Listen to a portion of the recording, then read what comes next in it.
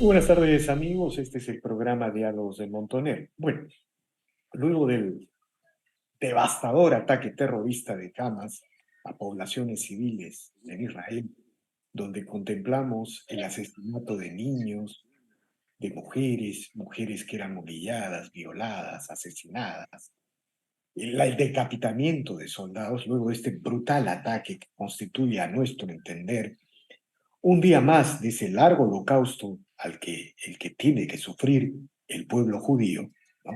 El pueblo judío, el pueblo de Israel, en Occidente en general y en América Latina en particular se ha notado un respaldo de todas las izquierdas a un supuesto respaldo a la causa del pueblo palestino, evitando una condena frontal y directa del terrorismo de Hamas. Digamos, de todos lados se puede respaldar el derecho que tiene el pueblo palestino a formar un Estado, y es un respaldo legítimo. Pero lo que no puede suceder es que se evite la condena del terrorismo de Hamas.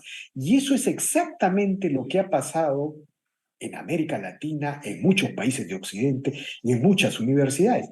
Ahora, esta relación del comunismo y de las izquierdas con esta visión del comunismo y de las izquierdas anti-israelí no es propia del presente, tiene que ver con la historia desde el surgimiento de la Guerra Fría hacia atrás. La Unión Soviética apoyó, digamos, todo lo que significara anti-Israel, anti-Estado de Israel en el Medio Oriente.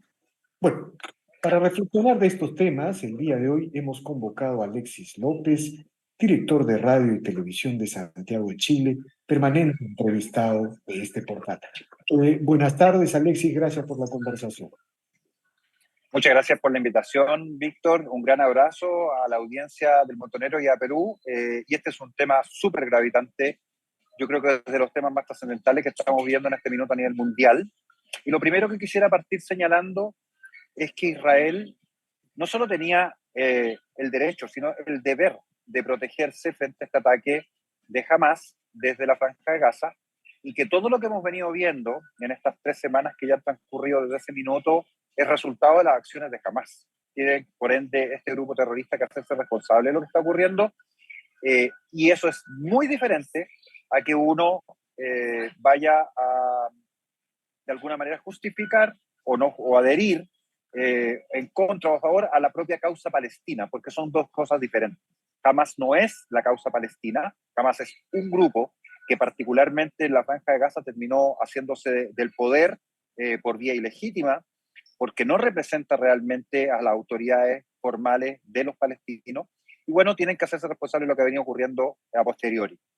Yo quisiera partir señalando esto, Víctor, que es crítico plantearlo, porque como hemos visto en la contraofensiva de Israel contra la Franja de Gaza, lo que estamos siendo todos los días bombardeados comunicacionalmente es, claro, de esa respuesta de Israel.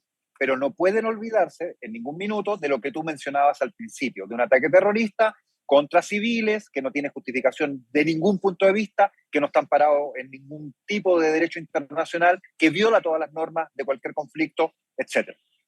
Eso porque cuando avance la incursión sobre Gaza, la cantidad de muertos, la cantidad de información y por supuesto la condena que va a haber, va de algún modo a invisibilizar este otro punto que es tan relevante tener siempre en mente. Eso es lo primero que quería plantear, Víctor, frente a la audiencia.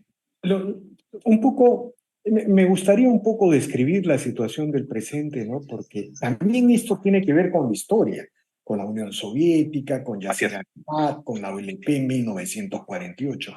Pero ahora, lo curioso es que todas las corrientes de izquierda, ya sean las comunistas tradicionales o las postmodernas, los LGTB, por ejemplo, ¿no? El movimiento LGTB, todos ellos han cerrado con supuestamente con la causa palestina, evitando condenar el terrorismo de Hamas, ¿no?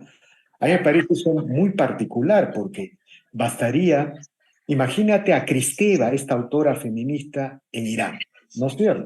¿No? ¿no? Estaría muerta. Claro, o sea, digamos, todo esto es muy curioso. ¿Cómo interpretar? Hay el sentimiento antioccidental es tan fuerte en todos estos sectores, estas convergencias, que llevan a cerrar los ojos frente a este evidente acto terrorista. Sí, yo efectivamente para mirar para el presente y adelante hay que para atrás. En politología no hay otra forma. Hay que mirar el pasado en su contexto y ver cómo los fundamentos de lo que estamos viviendo hoy día están allá atrás. Digamos lo siguiente. A 1948 y la fundación del Estado de Israel, el Estado de Israel fue fundado con el apoyo paralelo tanto de Estados Unidos como de la Unión Soviética. Esto es sumamente relevante. Y eso es incluso pensando que cuando las organizaciones judías que estaban luchando para formar el Estado de Israel estaban atacando a un aliado de Estados Unidos que era Inglaterra, el protectorado inglés sobre este territorio. Pues bien, esa situación que es curiosa porque uno podría decir cómo dos enemigos, estamos prácticamente al inicio de la Guerra Fría, dos enemigos, dos potencias enemigas como son Estados Unidos y la Unión Soviética apoyan a este tercero a nivel de Naciones Unidas, lo reconocen inmediatamente, la formación del Estado, etc. Y tiene que ver con lo siguiente, porque se tiende a olvidar un poco. Recordemos que en el primer Soviet Supremo, el 75% de los integrantes, esto es un hecho histórico, era de origen judío. Esto en Rusia. ¿Qué uno podría sostener a partir de eso? Bueno, que el comunismo soviético estaba a favor, entre otras cosas, de un Estado judío desde el origen mismo de Unión Soviética. Pero entre medio va a ocurrir un hecho gravitante clave con Stalin, que es el llamado complot de los médicos judíos. Una cosa antigua, estamos hablando mucho tiempo atrás, la gente no lo recuerda. Y en uno de esos típicos juicios soviéticos, ¿no? Donde nada es legal, bueno, se termina matando una enorme cantidad de integrantes del Politburó, pero también doctores, y etcétera, de origen judío. Sí, Ahí sí. se produce, un... Perdón, Víctor, disculpa. No, no, sí, es muy singular ese periodo de la paranoia de Stalin. Exacto, exacto. Pues entonces, lo primero que yo quisiera decirle a la audiencia es que esto tiene muchas ramificaciones, pero un hito clave es este famoso complot de los médicos judíos. Hay que ir a verlo. ¿Ya? Es sumamente importante que lo revisen. Esto está en Wikipedia, no es difícil estudiarlo, ahí están los datos. ¿Ya? Bueno, tienes al máximo líder en ese minuto de la Unión Soviética que literalmente hace una purga al interior de la estructura de la nomenclatura soviética y básicamente mata a una enorme cantidad de judíos ya en ese momento. Lo segundo como dato es que en Primavera de Praga, esto es más adelante, también en Primavera de Praga el gobierno en Checoslovaquia había sido tomado por comunistas de origen judío, viene una nueva purga interna y terminan en Primavera de Praga uno eliminando al otro, con la anuencia, en este caso de la Unión Soviética, por supuesto, que termina obviamente invadiendo, y todos estos hechos confluyen en lo siguiente, aquí quería llegar. Si bien la Unión Soviética y los comunistas, por motivos de pertenencia, porque había una enorme cantidad de judíos en el comunismo temprano que participaron en él, apoyó a la formación del Estado de Israel, incluso enviándole armamento, muy rápido esa situación se deterioró. Israel tuvo que tomar una decisión radical de con quién iba a aliarse. Esto es en el escenario de Guerra Fría. Israel va a tomar la decisión de aliarse con Estados Unidos. Por otra parte, recordemos que países como Egipto, en particular, van a terminar aliados formalmente con la Unión Soviética. Y de ese minuto en adelante entonces están las cartas echadas. Lo que termina representando Israel en Medio Oriente ya no es solo al Estado Nacional Judío, el gran sueño de Theodor Herzl, sino representa los intereses norteamericanos puestos en Oriente Próximo. Y por ende los países del mundo árabe van a empezar sistemáticamente a aproximarse al eje soviético y representar los intereses soviéticos en el mismo lugar. O sea, uno podría sostener que toda esta tragedia entre los palestinos y los israelíes proviene de este malentendido, de este exabrupto de la Guerra Fría. Porque mira, digamos, durante el protectorado británico, estrictamente no había una nación palestina, ¿no es No, cierto? se va, Nunca la hubo. nunca la hubo. Entonces, cuando las Naciones Unidas forman el Estado de Israel y el Estado de Palestina, y si en ese momento las naciones árabes hubieran apoyado ese proceso, en vez de priorizar el ataque de Egipto, de Siria, Irak, creo que también la antigua Transjordania, ¿no? Así es. El Líbano, en una guerra brutal contra Israel, es ahí donde nace esta tragedia, porque el mundo árabe, con el respaldo comunista, le dice a Israel que estás condenada a la muerte, a la Así es. desaparición. Y bueno, ya conocemos la historia posterior. Efectivamente, son los dos elementos. A ver, lo primero que quisiera despejar es que Tierra Santa, Jerusalén en particular, es un lugar sagrado en disputa hace por lo bajo 5.000 o 6.000 años.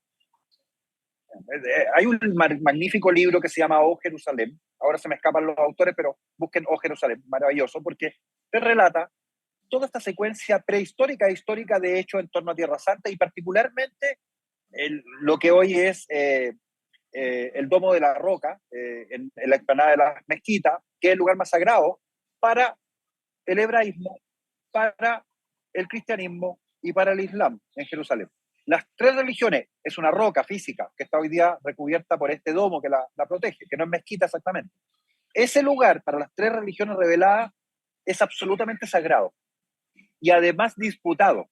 Entonces, si tú lo traes hacia atrás, filisteos y hebreos han venido combatiendo desde tiempos bíblicos.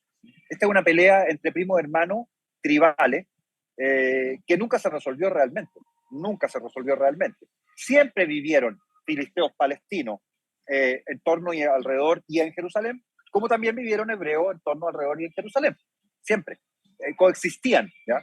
Esto bajo, recordemos adicionalmente, desde Salomón y todo lo que pasa después bíblicamente estoy hablando, bueno, en algún minuto ya con la entrada no solo de Roma, antes los asirios, los babilonios, etc., estuvieron siempre sometidos a dominio extranjero, los territorios. No eran autónomos. ¿Ya? Después los griegos y así, suma y sigue. Es una larga historia, todo el mundo lo sabe. Pero bueno, lo que quiero señalar con esto es que esto es un conflicto ancestral. Ancestral. No comenzó con la formación del Estado de Israel. No comenzó en ese minuto simplemente se terminó plasmando en entidades formales, pero el conflicto era anterior. Y eso había siempre momentos de elevación de conflicto y de distensión de conflicto, permanentemente a lo largo de 4.000 años de historia, muchísimo tiempo.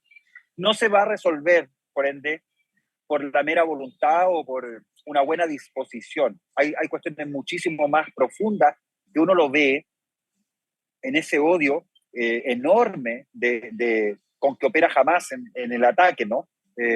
Original, en este minuto estoy hablando porque uno podría ir hacia atrás, pero hablemos de ahora, que es visceral. O sea, además se ha planteado que también habría presencia de drogas dentro de los efectivos, pero lo otro que acaba de salir es que, bueno, no toda la gente que cruzó la valla y asaltó los kibbutz, etc., eran militantes de Hamas, también fueron civiles comunes y corrientes que no son militantes.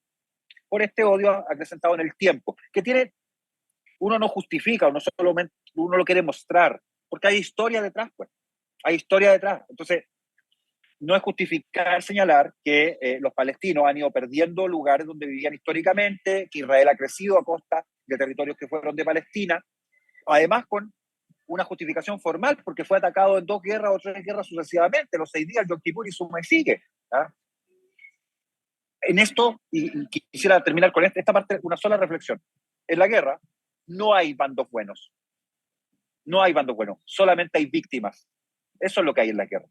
Los bandos Por tienen eso, por razones. eso, por eso el deber de toda propuesta política, de todo proyecto ideológico, de todo programa, es evitar la guerra, ¿no? Ese es el primer principio, evitar la guerra, ¿no? Ese es Así es. el principio de la política. Ahora, quisiera preguntarte lo siguiente, ¿no? Es evidente que todo lo que estamos viendo ahora es una especie de convergencia antioccidental, ¿no es cierto? Y de alguna manera Israel en la situación actual comienza a convertirse en el representante de Occidente en Medio Oriente. Y si Israel es derribado, lo que a nuestro entender se vendría es una ofensiva antioccidental en las propias ciudades de Occidente. Entonces, no hay, pareciera que tal como están planteadas las cosas, no hay caminos intermedios. O sea, ¿cuál es tu impresión de esta situación? Yo creo que hay que comprender dos fenómenos que son súper importantes. En cronología histórica, el Islam está unos 700 años desfasado respecto al cristianismo. ¿Se entiende lo que estoy diciendo? O sea, aparece cuando el cristianismo ya es una potencia desde el punto de vista teológico, en expansión, con territorio, con estructura, etc. El Islam viene después.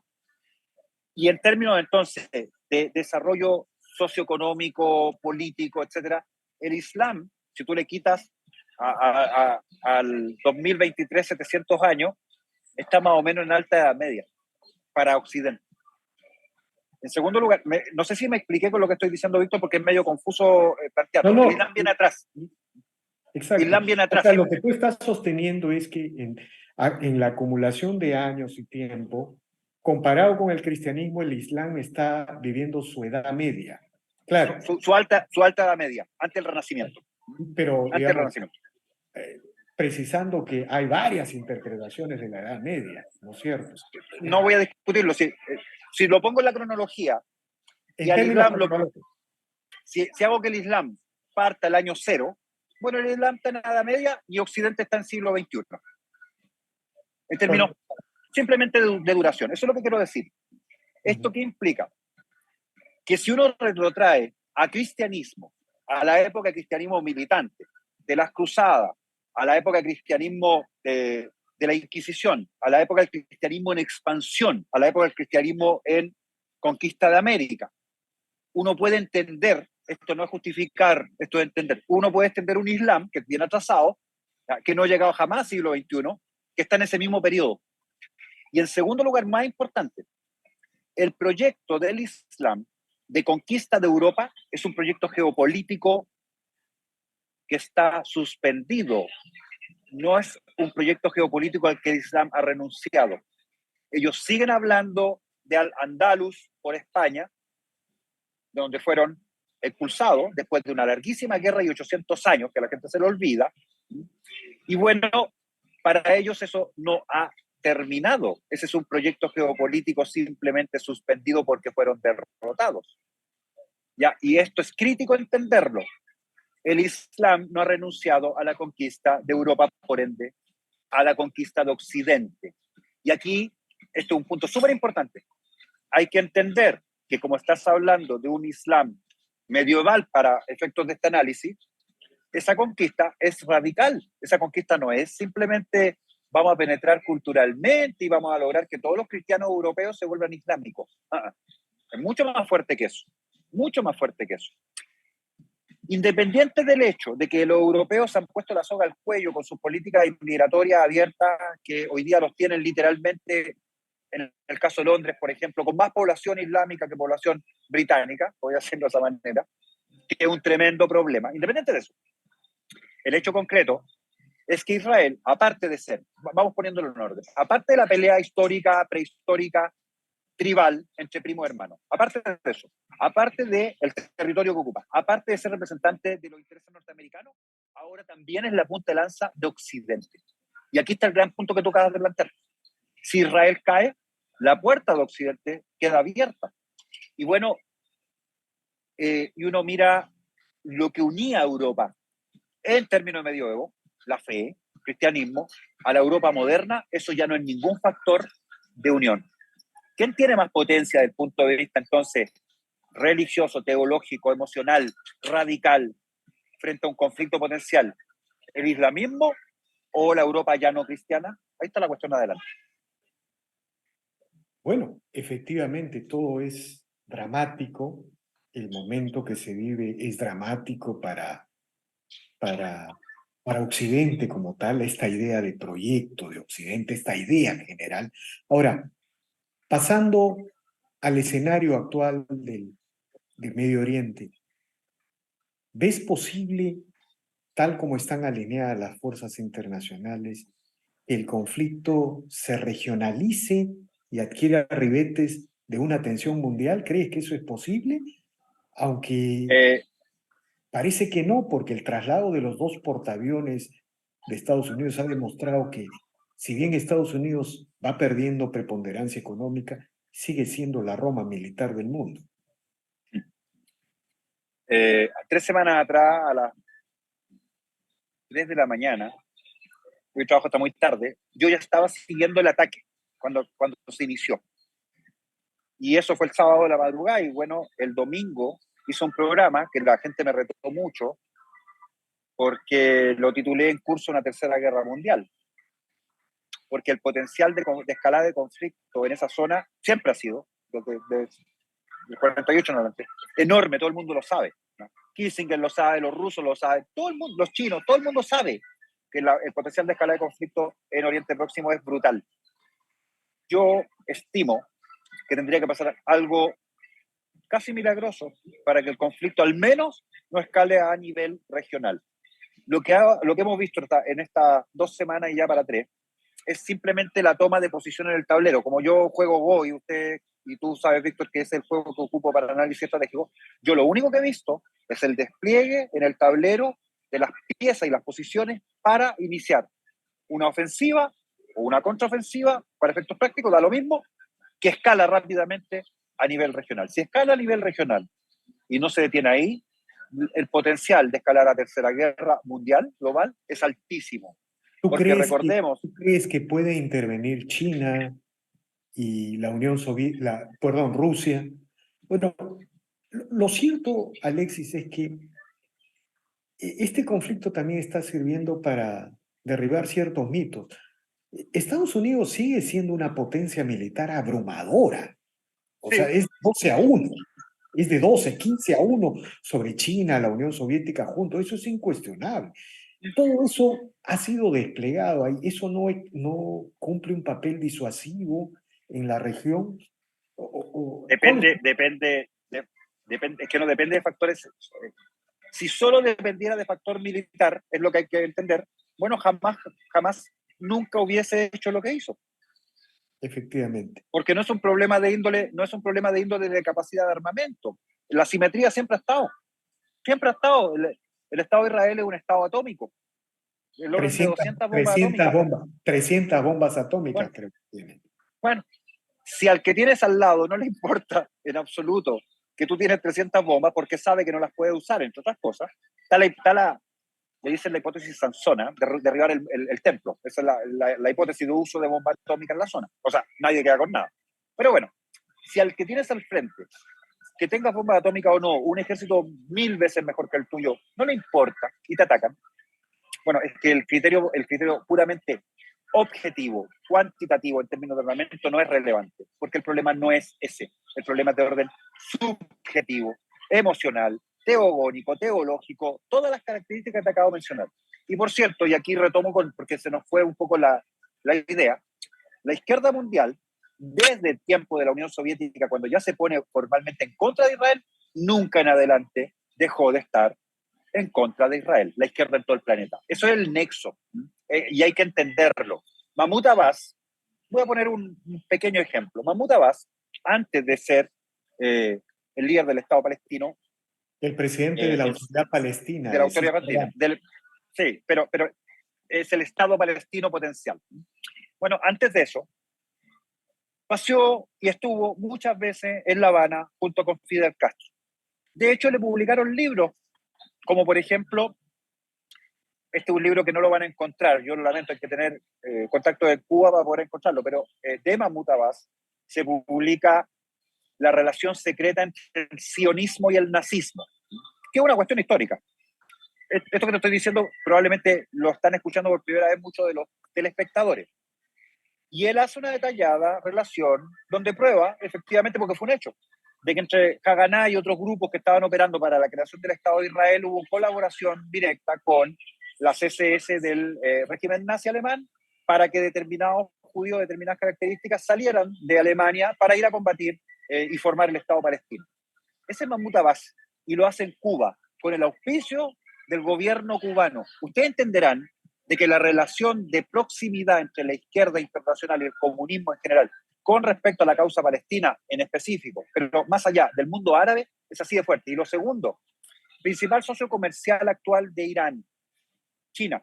Principal socio comercial de Arabia Saudita, supuestamente aliado permanente de Estados Unidos, China. Cuidado, porque los intereses geopolíticos en la zona cambiaron. Estados Unidos puede detentar todavía el mayor poderío militar del mundo, lo más probable, cuantitativamente.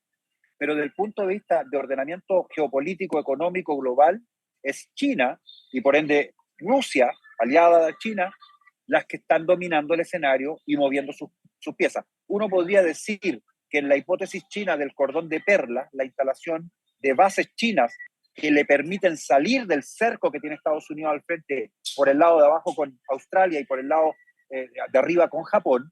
Bueno, hace 3 meses atrás, China hizo un acuerdo de defensa mutua con las Islas Salomón. Ustedes dirán, ¿qué importancia tiene eso? Son unas islas de este porte. Claro, están al frente de Australia.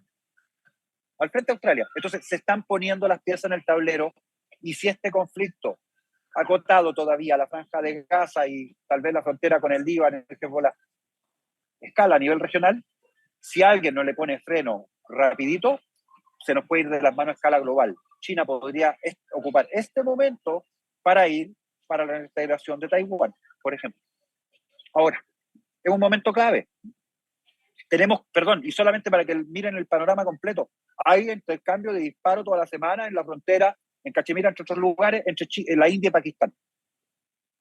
Entonces, hay que mirar el panorama completo. El panorama completo es muy complejo. Y nosotros en América, que estamos tan concentrados, que tiene razón de ser, ¿no? Con nuestros propios procesos políticos internos y todas las peleas con la casta política corrupta, etcétera. Chile con el plebiscito a Porta, Argentina con la elección con Milei.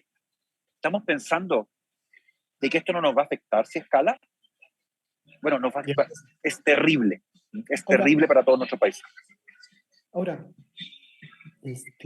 hay, digamos, planteadas las cosas así, ya va volviendo a nuestro terreno latinoamericano, se entiende pues la posición de las izquierdas en América Latina, del gobierno de Petro, del gobierno de Boric, ni qué decir del gobierno de Venezuela, de la dictadura cubana, en general de todas las izquierdas, ¿no? Una posición claramente anti-israelí, que es una posición anti-occidente.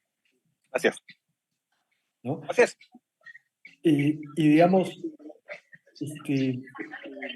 lo que uno podría decir es que, para concluir este interesante diálogo que hemos tenido, Alexis, es que Israel, el conflicto árabe-palestino, se está convirtiendo en una guerra entre Occidente y no Occidente. ¿No es cierto? Efectivamente, y yo solamente quisiera recordar una gran frase de Napoleón que viene al canto directamente. Napoleón decía, solo reconozco 2 naciones, Oriente y Occidente. ¿Cómo usted puede reconocer un Occidente que es el que enarbola la libertad y un comunismo en general que enarbola la esclavitud? Tan simple como eso. Sí, pues la idea, digamos, el libre comercio tiene algunos límites en estas guerras culturales para construir ese universo de paz que a veces el intercambio de productos produce en determinadas áreas del mundo, ¿no? Hay una guerra cultural en el mundo que tiene que ver con la ideología, con las religiones, pero la cultura está pasando a ser un elemento determinante del conflicto planetario. Bueno, muchas gracias, Alexis, por estas reflexiones y muy agradecido como siempre y seguimos conversando. Muchas gracias, Víctor, y un gran abrazo a tu audiencia en todo Perú, que te sigue muchísimo. Agradezco también el enorme público que vio nuestra última entrevista, que quedó hace poco, me tiene absolutamente impresionado. Así que un gran abrazo a todos. Muchas gracias. De igual manera, Alexis, muchas gracias. Bien, amigos, esta ha sido una nueva edición de Diálogos del Montonero. Regresamos en la siguiente edición. Gracias.